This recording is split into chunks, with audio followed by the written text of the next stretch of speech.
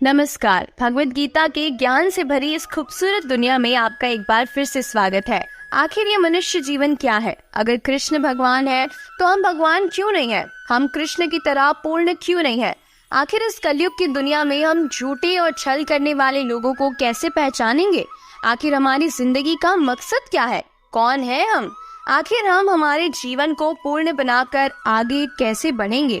ऐसी ही और भी बहुत सी मनुष्य जीवन से जुड़ी रहस्यमयी बातें हमारे दिमाग में अक्सर चलती रहती है और इन सब के जवाब हमें केवल एक ही किताब से मिल सकते हैं और उसका नाम है श्रीमद् भगवत गीता। अगर आप अध्याय 1 से अध्याय 18 तक मेरे साथ जुड़े रहेंगे और इन बातों को सच में अपने भीतर की गहराई से समझ जाएंगे तो आप भी कृष्ण की तरह पूर्ण बन सकते हैं। यकीन मानिएगा, और कृष्ण की तरह ही उस परम शून्य चेतना तक पहुंच पाएंगे। और एक बार अगर आप उस स्टेट तक पहुंच जाएंगे, उस स्थिति में पहुंच जाएंगे, तो फिर आप भी कृष्ण की तरह, महात्मा बुद्ध की तरह हमेशा खुश रहना, शांत रहना और जिंदगी की हर एक विपरीत परिस्थितियों से भी लड़ना सीख जाएंगे। चलिए, तो इंट्रो बहुत हो गया, अब हम हमारी गीता की तरफ आगे बढ़ते हैं। अब आगे अर्जुन ये कह रहा है कि इसीलिए इन महानुभाव गुरुजनों को ना मारकर मैं इस लोक में भिक्षा का अन्न भी खाना कल्याण कारक समझता हूँ, क्योंकि गुरुजनों को मारकर भी इस लोक में रुधिर से सने हुए अर्थ और काम रूपी भोगों को ही मैं भोगूंगा। ये सिर्फ अर्जुन की बात नहीं है, उस समय के मनुष्य और आज के मनुष्य भी सबकी बस यही एक समस्या है। कारण कुछ भी नहीं है, लेकिन हजारों लाखों शास्त्र लिख दिए गए हैं और वो उनके प्रभाव से, उस मानसिकता से बाहर नहीं आ पाते, बार बार उसी के पीछे छुप जाते हैं। इसीलिए हर हारा हुआ व्यक्ति बस एक ही बात कहता है, क्या लेकर आए थे, क्या लेकर जाएंगे। लेकिन ये बात गलत है। अगर आपके अंदर कमाने की गट्स नहीं है, अगर आपके अंदर कमाने की क्षमता नहीं है, अगर आप मेहनत नहीं कर पा रहे हैं और फिर आप 4 लोगों के बीच में बैठकर ये बोलते हैं कि मैं तो बड़ा संतोषी व्यक्ति हूँ, तो इस बात को बोलने के अलावा आपके पास दूसरा कोई ऑप्शन भी नहीं है।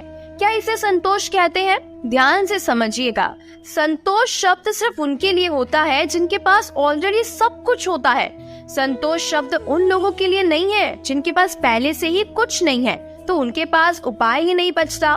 तो ऐसे लोग सिर्फ बोलने के लिए बोलते हैं कि मैं तो बड़ा संतोषी व्यक्ति हूँ। अब मान लो कि कोई मजदूर व्यक्ति है, उसके पास सोने के लिए घर नहीं है, उसके पास रहने के लिए कोई स्थान ही नहीं है, तो वो प्लेटफॉर्म पर सोकर भी ये बोलता है कि मुझे तो प्लेटफॉर्म पर सोने में बहुत मजा आता है, तो उसकी बात में कोई दम नहीं है। लेकिन किसी इंसान के पास सब कुछ है और उसके ऊपर ऐसी परिस्थिति आ जाए कि उसे प्लेटफॉर्म पर सोना पड़े और एक ही बार में उसे गहरी नींद आ जाए, वो गहरी नींद में सो जाए, तो ऐसा इंसान कह सकता है कि मुझे प्लेटफॉर्म पर सोने में कोई कष्ट नहीं है। ठीक इसी की बात कृष्ण भी बिल्कुल स्पष्ट रूप से अर्जुन से कह रहे हैं। अर्जुन के पास कोई ऑप्शन नहीं है। कृष्ण उसे यही कह रहे हैं, युद्ध जीतने के बाद तू राज्य मत ले, युद्ध जीतने के बाद तू भी महावीर की तरह, बुद्ध की तरह भिक्षा का पात्र लेकर घूम लेना। ये सारे ऑप्शन तो 40 साल पहले भी खुले हुए थे। आज तू हार के डर से इस तरह की बातें कर रहा है अर्जुन। आज मौत के डर से ये सारी बातें तेरे मुख से निकल रही है, जो कि तेरे भीतर नहीं है। जो भी आपके भीतर नहीं है उसे बाहर बोलना, इससे बड़ा असत्य इस पूरे संसार में कुछ नहीं है और इससे बड़ा अधर्म भी कुछ नहीं है। बस कृष्ण की बात एकदम स्पष्ट है, ना तो आप बाहर कुछ ठुकरा सकते हैं, ना ही आप भीतर कुछ ठुकरा सकते हैं। बाहर जो भी चीजें हैं उनमें कोई बुराई नहीं है, लेकिन उस चीज को ठुकरा देने में बुराई है। मनुष्य क्या करता है, वो अपने शब्दों से, अपनी आंखों से, अपने बिहेवियर से अपने भीतर के सच को छुपाने की कोशिश करता है। कायदा तो ये है कि जो हमारे भीतर है उसे बाहर प्रकट करने के लिए हमें इन चीजों का इस्तेमाल करना चाहिए। इस बात को बड़े ध्यान से समझिएगा। एक सिंपल सा नियम है जो ये कहता है कि जो आपके भीतर है उसे बाहर प्रकट करने के लिए आप अपनी आंखों का इस्तेमाल करो, अपनी बातों का इस्तेमाल करो, अपने व्यवहार का इस्तेमाल करो, जिससे जो भी कुछ आपके भीतर चल रहा है, आपके अंदर चल रहा है, वो बाहर आप बता सको, लोगों के सामने प्रकट कर सको कि ये चीजें हैं जो मेरे भीतर चल रही है, ये चीजें हैं जिनसे मुझे तकलीफें हैं, ये डर है जो मैं फेस कर रहा हूँ। लेकिन हम करते क्या है, हम हमारी आंखों का, हमारे शब्दों का, हमारे बिहेवियर का उपयोग जो कुछ भी हमारे भीतर है उसे छुपाने के लिए करते हैं। और ये छुपाना ही ये पूरी दुनिया हमें सिखाती है कि तुम छुपाओ, जो तुम्हारे अंदर है उसे छुपाओ। अगर क्रोध आता है तो उसे छुपाओ, अपने सामने अपने मुख पर एक झूठी स्माइल दो, झूठ बोलो। यही ये पूरी दुनिया हमें सिखाती है। लेकिन एकमात्र कृष्ण ही है जो हमें किसी भी चीज को छुपाने के लिए नहीं कहते। वो कहते हैं कि तुम इन चीजों का उपयोग करो, अपने शब्दों का, अपनी आंखों का, अपने व्यवहार का इस्तेमाल करो और जो तुम्हारे अंदर है उसे बाहर प्रकट करो। कृष्ण कहते हैं कि तुम इन चीजों का इस्तेमाल करके दुनिया से भले ही छुपा सकते हो, दुनिया हो सकता है कि बेवकूफ भी बन जाए, लेकिन तुम मुझे कभी बेवकूफ नहीं बना सकते। मेरे सामने कोई कुछ नहीं छिपा सकता। सो यहाँ पर अर्जुन भी जो कुछ बातें कर रहा है वो सब हारे हुए लोगों की बातें हैं, जो लोग परेशान हैं। सारे सन्यासी लोग बस सदियों से एक ही बात कहते आ रहे हैं और कोई भी अपनी जिंदगी से खुश नहीं है। अगर आपके भीतर कुछ है और आप हिमालय पर जाकर बैठ जाते हैं तो ये सबसे बड़ा झूठ है, क्योंकि 24 घंटे आपके भीतर जो है वो चीजें आपका पीछा करती ही रहेगी, वो आपका पीछा नहीं छोड़ेगी और उसका आपके पास कोई इलाज भी नहीं है।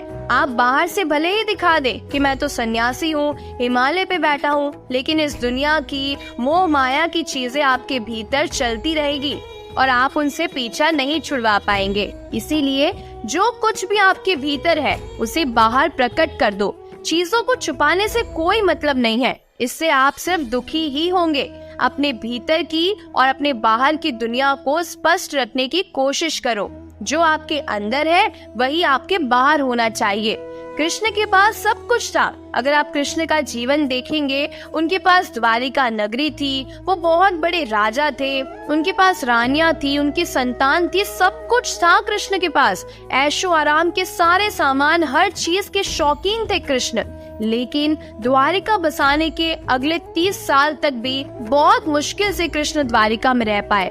उनका अधिकांशतः जीवन जंगलों में गुजरा, कष्ट में गुजरा। द्वारिका होने के बावजूद भी कृष्ण को ऐसी ऐसी जगहों पर अपना जीवन गुजारना पड़ा, कष्ट में जीवन गुजारना पड़ा। लेकिन फिर भी कृष्ण कहते थे कि मुझे इन सब चीजों से कोई फर्क नहीं पड़ता, मुझे किसी चीज का कोई मोह नहीं है। चाहे कुछ भी हो, चाहे सब कुछ हो आपके पास और फिर भी आपको मोह ना हो, तो ये बात सत्य है। लेकिन आपके पास कोई उपाय ही ना हो, आपके पास कुछ भी ना हो और फिर आप बोले कि मुझे तो कोई फर्क नहीं पड़ता, तो वो एक झूठ है।